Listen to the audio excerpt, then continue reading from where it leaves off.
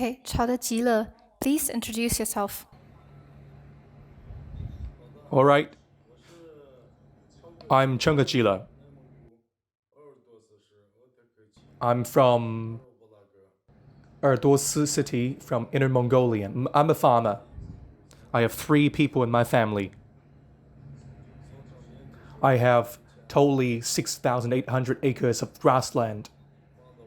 I have more than 500 cashmere goats. All right, nice to meet you. Daleng Bayaer, could you also please introduce yourself? All right. My name is Daleng Bayaer. I'm from Baindolukata, Arbasi Shumu, Ardochi city from Inner Mongolia. I have 8 people in my family. I run totally 5,700 acres of grassland, and also I lease totally 7,000 acres. In total, I have totally 12,700 acres of land. I have more than 800 goats. Glad to meet you too. Yang Zuoqing, could you give a short introduction about yourself? My name is Yang. I'm from Singali Good Cashmere Company. I'm responsible for collecting the cashmere from the farming area. Our cashmere, usually produced from Artwell and Bayaer area, we have partnered with more than 2,000 farmers. Usually on an annual basis, we collect those cashmeres from those farmers. Thank you. Very nice meeting you. Let's come back to the farmers. Chao GeJile, when did you start the business with cashmere fiber, and how long have you been in this industry? Well, this land is quite suitable for grazing goats. That's why we have been doing the grazing of goats for many years. And ever since the ancient times, we've been doing this. And that's it. This is our own traditional achievements, I suppose. Understood. Daleng Bayaer, what about you? How long have you been herding the cashmere goats? We have been doing this business ever since ancient times, ever since our own previous generations started doing this, because our land is quite suitable for the cashmere goats. That's why we have been doing this business, the grazing of cashmere goats, ever since ancient times. Besides the cashmere goats, do you also keep other animals or grow your own crops? And recently, well, over the past several years, just because of drought and weather gets drier and drier, that's why we grow some crops in our land in order to provide some other sources of food for the animals. And also, besides from cashmere goats, we also grow cows and also horses, but we mainly graze goats. Chao GeJile, do you also keep other animals on the farm or cultivate cropland? Well, our land is not suitable for growing crops just because of the reasons of the underground water source. That's why we don't do it that much. And in our area, we have more than 200 households. Only a few households grow the plants, grow the crops. And besides from the cashmere goats, we sometimes just feed a few cows and also horses. We mainly do cashmere goats. All right. Do your family members also work on the farms, or is it just yourself? Well, my family members all work on the farm. Daleng as well, right? Your family also help with the farm work. Well, as for my family members, I myself and my wife and my son work on farms. Only 3 of us work on the farm. But some other members go to school or go to work in the downtown area. They don't work on the farm. Chao GeJile, your daughter is a vet. How does she help with the farm activities? For example, do regular checks on the animals? Well, my daughter graduated from University of Agriculture. That's why she is very good at being a veterinarian, and also she often diagnoses some diseases for the animals, vaccinating those animals or feeding those animals with medicine. That's what she is very good at helping us with. That's great. You have a home vet yourself. Could you also describe your living area? How is the natural environment look like, and how far is it from one farm to another? Well, the grazing area is actually 2 to 3 kilometers, 2 to 3 to 4 kilometers away from the area where we live. And actually, the grazing area is kind of far away from our own living area. That's it. That's something about our own living conditions. And also, when we go to the downtown area, sometimes we go there to buy some daily merchandise products. It's very easy for us to buy them as we have accelerated the economic growth. We have quite a lot of resources like electricity or telecommunication services. All of those things have made it much easier for us to commute. And now we have cars and motorcycles. Everything is getting better and better and more convenient for all of us. Could you also describe how's your feeling about living in this farm area? What are the advantages and downsides? Well, we haven't thought that much about the good sides in the grazing area. Well, I mean, we have full support from the national policy. This is the good side. As for the bad sides, I cannot think of any of the bad sides. We haven't thought that much. And what are the impact of the recent natural disasters on your life, for example, the droughts? Recently, this year is kind of special.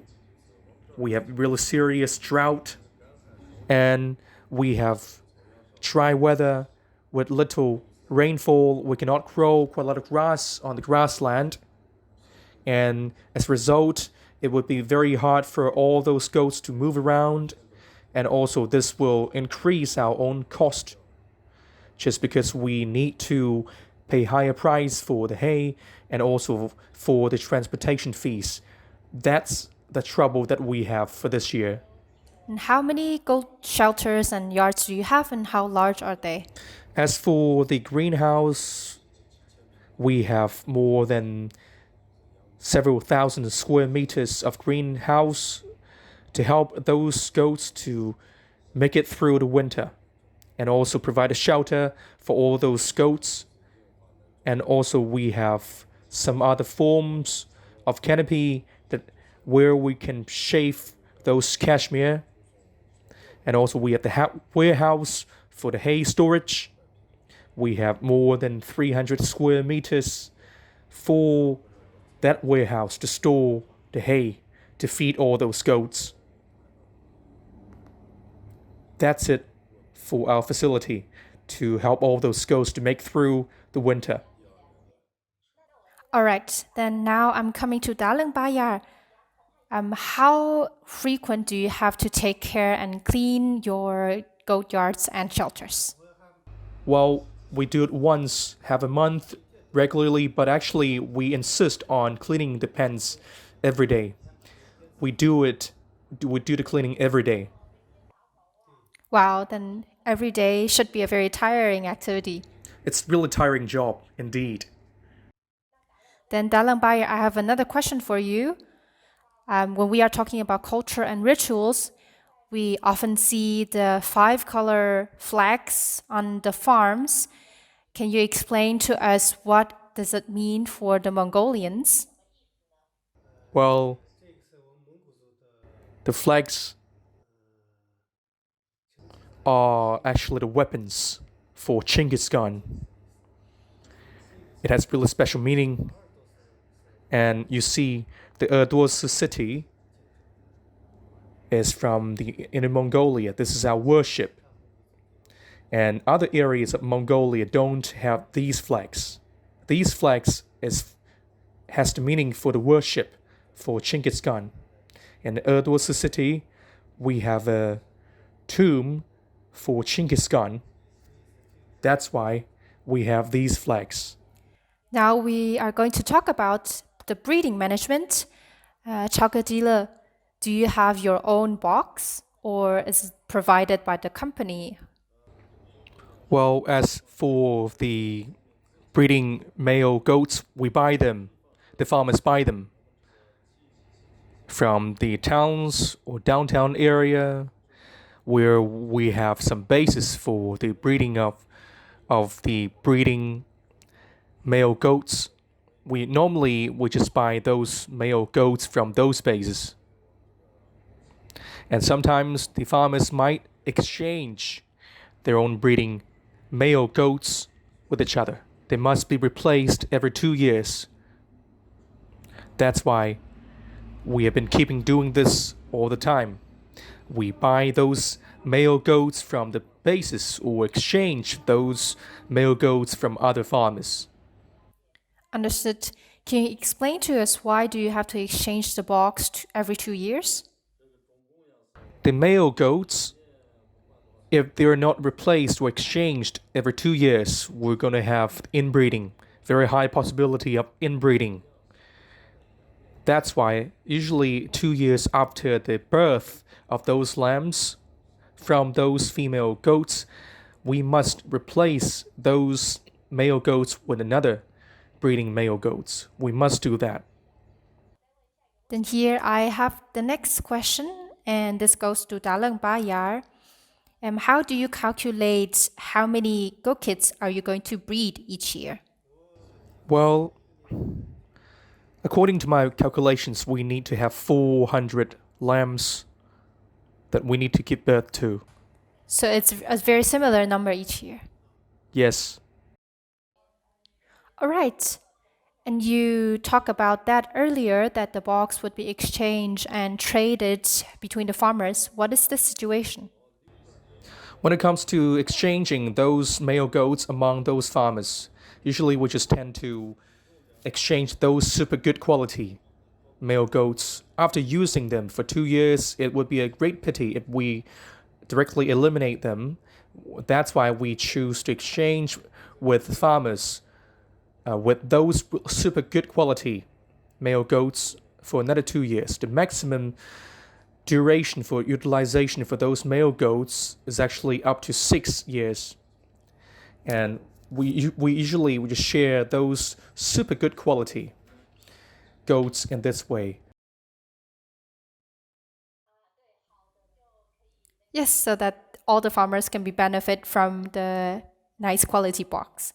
And how do you decide each year what goats would you sell? Usually we sell out those old goats after keeping them for totally 6 years. We need to eliminate them, and we also need to eliminate those bad quality cashmere goats. If their own cashmere quality is not really good, they need to be eliminated. Noted. And Daleng, how many goats did you sell this year? And as for myself, I plan to sell out totally 200 goats in December. And you just spoke about goat kids. Each year, how many goat kids would you keep at your farm and how many are you selling? We don't usually sell out those lambs. I would like to add something. as we just mentioned, two issues. The first issue, as mentioned by Chao GeJile, we need to exchange those male goats after 2 years. If the male goats is in a really good quality, they need to be exchanged for the next household for another 2 years. The reason for doing that is to stop inbreeding. Just because after 2 years, when the lamb grow up, usually those male goats might mate with those lambs. That might lead to really poor quality of those cashmere goats. This is the way we do in order to stop inbreeding. We need to exchange and also refresh some of the new male goats in order to stop inbreeding. This is the way it works. Understood. Then what do you have to take care of when the goat is giving birth? And usually before the female goats give birth to lambs, we need to get those traditions ready. Now it's time for us to add better quality hay and better quality corn to all those female goats in order to offer more protein to them. We need to get the protein ready now. And also at the same time, in that case, by ensuring enough nutrition for those female goats, the female goats can feed enough milk for all those lambs. Now is the time for us to provide enough protein. Yes, so the goat kids would be growing better in the future. Daleng, I'm going to ask you another question. When the kids are freshly born, they need special care. And how do you take care of those kids? Well, as for this, we need to ensure those goats in a really good mood, really good condition. We need to always keep them in the best state of the body, the best state of physical conditions. The goat kids, when they are freshly born, they would definitely stay in the shelter. And at which age can they be released out for grazing? Well, it depends on the weather conditions. If the weather is mild, normally they can walk out of the goat pen.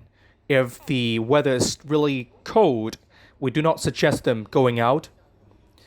And also at the same time, if we do the birth of lambs during the winter, we need to provide enough heating.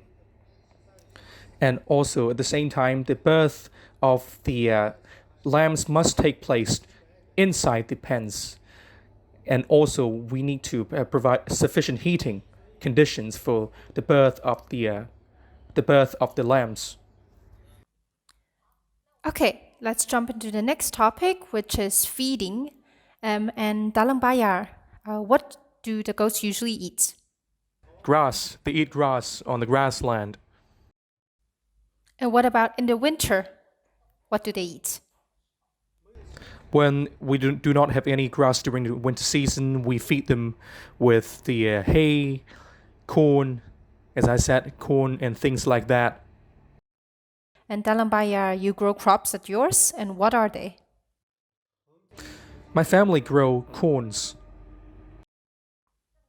And how much corn can you harvest every year? Actually, we have 20 acres of land, and also we are able to have 120,000 to 130,000 kilos of corn.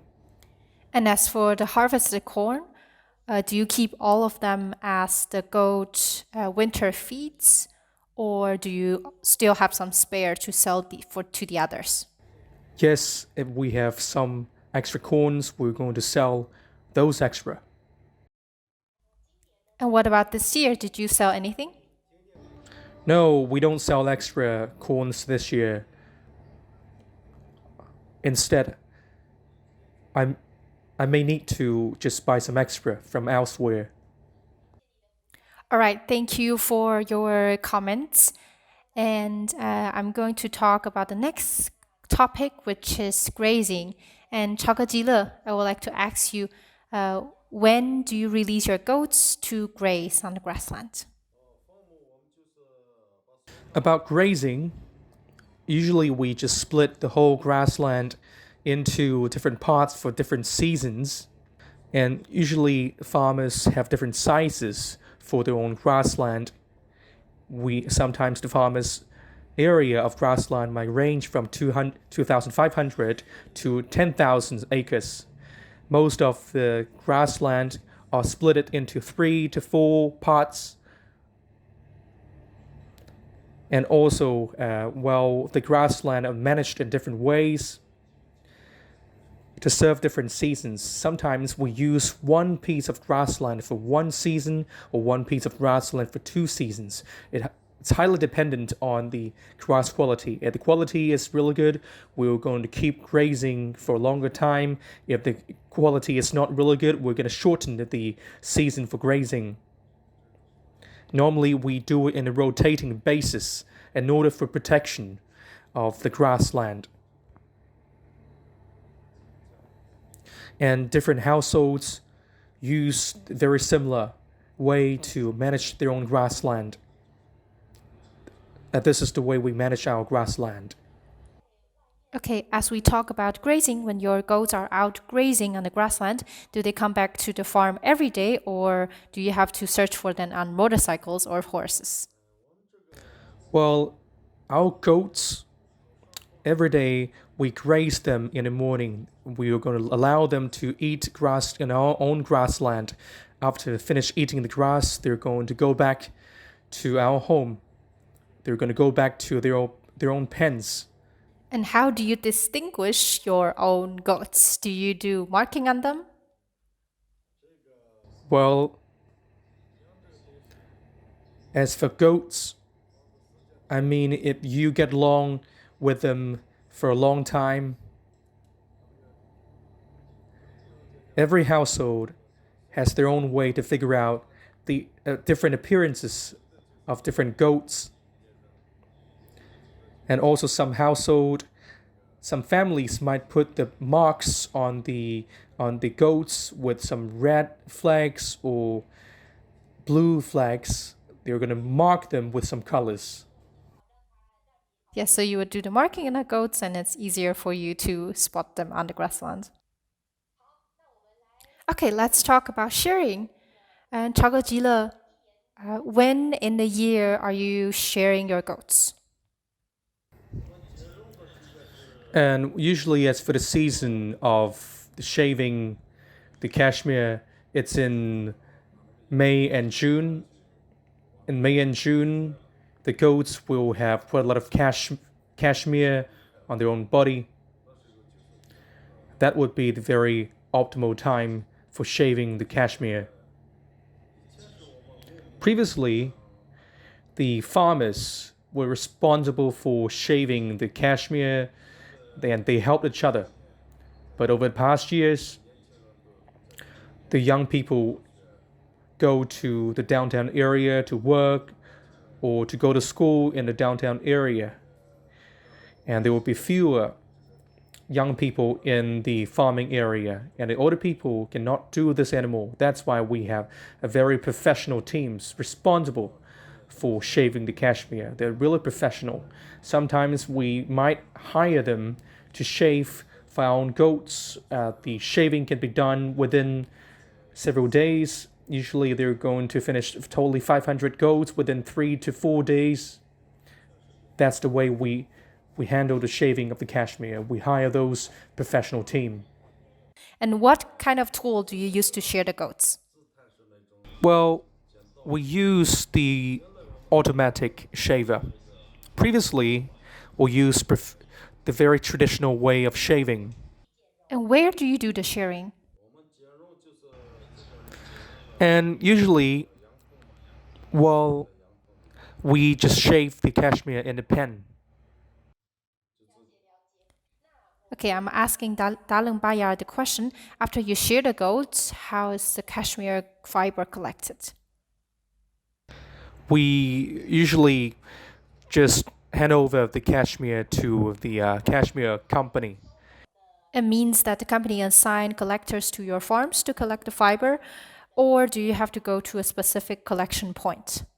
They send up people to our home, or we go there. Okay, then let's jump into the next topic, preparation for winter. And Daleng, when do you have to start preparing the goat feeds for winter? Usually, we start preparing the hay for the winter season now in November. And usually, from the November on, we just provide some extra hay or some corns for more nutrition for those goats. Okay, then the last part is about the voice of the farmers. And Chao GeJile, what do the goats mean to you?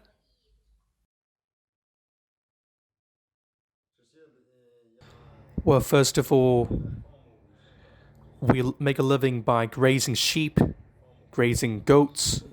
That's what we do ever since the ancient times. And also, my parents gave me this land for grazing. The grazing land, the grazing area are passed on from generation to generation. It's actually kind of heritage. It's actually our own family business. I will also offer this grazing area to my later generation. We are very used to this way of production. It's actually our work. It's our life. This is the place where we live, where we make a living. So it's who we are. We make a living by grazing goats. And also at the same time, we now use more modernized way of grazing. We still want to keep going ahead and also keep improving the way we graze and develop a lot more opportunities for ourselves. Yes, so the Kashmir goat farming is kind of like your family business. And Daleng Bayaer, what do you feel the most fulfilling and great about goat farming? Well, what makes us really happy is that we're able to graze our goats during the summer season.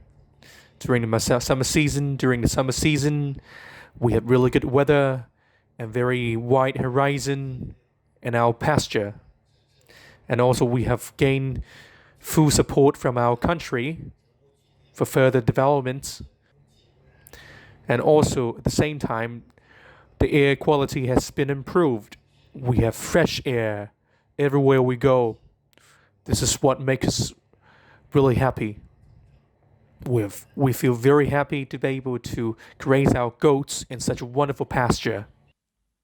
Yes, Chao GeJile, what are the challenges and difficulties about goat farming in recent years? Well, this year is a very special year. In Artwell city, most of the areas are suffering from drought with little rainfall. And actually, we have this drought every 9 to 10 years. This is quite normal for all of us. This is a normal pattern for climate and also weather. And sometimes a lot of areas do not have the same condition, but they suffer from this kind of really hard scene drought. And also at the same time, usually we need to pay higher costs than ever before for the hay, for the dried grass. I'm quite sure that after this year, next year will be much better. We're going to make it through. We're not going to have the same drought next year. We're going to make it through, I think. Yes, speaking about droughts, what kind of impact does it have on your income? Well, our own income has been impacted a lot. When we do the grazing, if we have really good rainfall for that year, and that year the income will increase. If we have drought, we're going to suffer from higher cost, and then we're going to have low income. And as for the cost of hay, we need to be burdened with higher cost of hay. With that being said, the income would be lower. In 2018, we did not buy extra grass. We had plenty of grass, so sufficient to feed all those goats. We could not consume all of them. That year was a very fantastic year for us. Daleng Bayaer, do you receive any funds or subsidies from the government or the company? Well, as for government, they have subsidy on the hay, but they do not have enough subsidy on the goats. The subsidy on the goats is not really sufficient. Normally, we hope the companies will be able to increase the purchase price. You mean increasing the cashmere bought price? Yes, that's what I hope. Recently, we have really high cost for the hay, for the feeds. And if we are able to have higher price from the purchase, that will help us cover our own expenses. When the price is up, things will get better. And also that will encourage a lot more people, especially a lot more younger generation, to be involved in the grazing business. And you see, the younger generation, they normally mostly go to the downtown area to work. But I hope that by offering them more incentives, we are able to attract them to be more involved in the grazing business.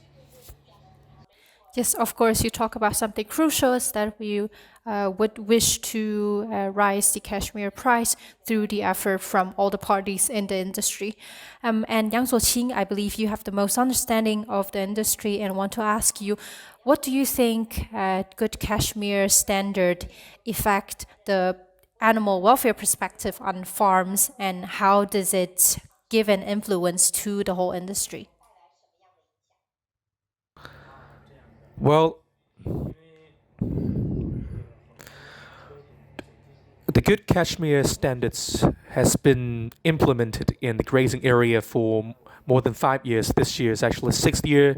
On the annual basis, you send off your own representative and staff to pay a visit to the grazing area to know more about the local situations.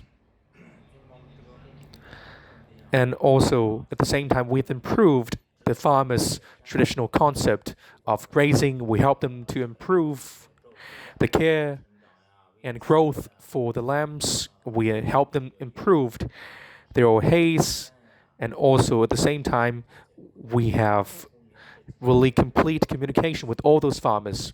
We have discovered some issues concerning the grazing. We can come into a conclusion that when we can be based on the traditional way of grazing and also technology-based way of grazing, we're able to improve the way of production. Over the past 2 years, more and more farmers have accepted our own standards. This will help us further implement our own standards. And this way, we're able to improve the quality of the cashmere. And actually, for our own company. Yes, thank you for the explanation. That was very clear. And now I'm coming back to the farmers. What do you both wish for the cashmere fiber industry, including the brands, us or the company, to change in the future to promote the life of farmers as well as the goats? We all make a living on this grazing area, and this is how we make a living.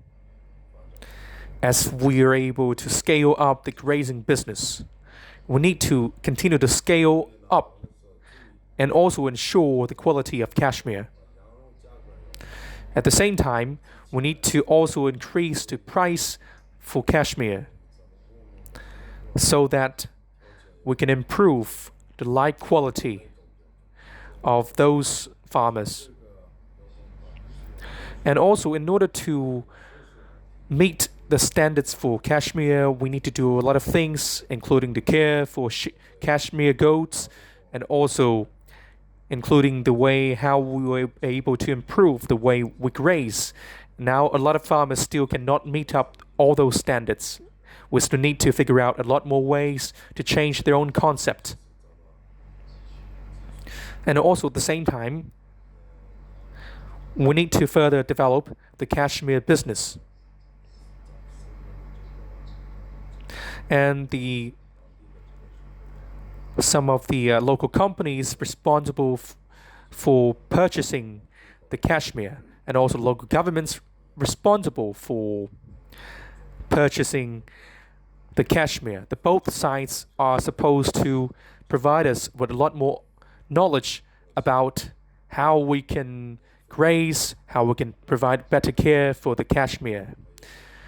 By offering the knowledge, I think we are able to scale up the business. At the same time, the knowledge should also include the medical knowledge and disease prevention knowledge. In that case, we will get rid of quite a lot of issues. At the same time, we are short of veterinarians. If we have enough number of veterinarians, I think the situation will get better and better. And let's talk about something more casual. This is going to be your first time abroad, and what is the things that you want to do? Well, in Italy, I haven't thought that much yet. I need to eat the delicious food there. Perhaps we can hang around in the famous buildings, ancient buildings in Italy. Perhaps in this way we'll be able to broaden our whole horizon. We haven't been abroad before. And the most important thing is that we need to know more about how they graze, how they breed the goats. And in Italy, we need to pay a visit to the textile factories and clothing factories. After we arrive there, we need to hang around the showrooms to see how the cashmere can be made to different kind of clothing and different kind of textiles. We need to take a good look at it. Yes, we really look forward to seeing you in person in the summit, and thank you for the sharing. All right, thank you. Goodbye.